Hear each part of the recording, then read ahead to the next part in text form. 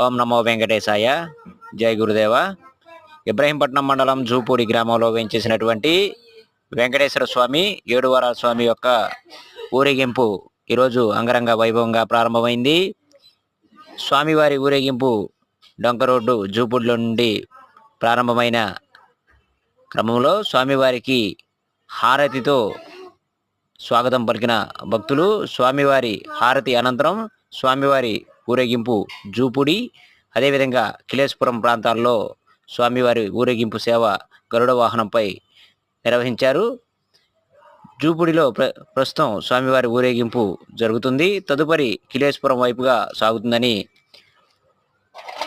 ఈ సందర్భంగా ఆలయ కమిటీ వారు తెలిపారు. ఎన్టీఆర్ జిల్లా ఇబ్రహీంపట్నం మండలం జూపూడి.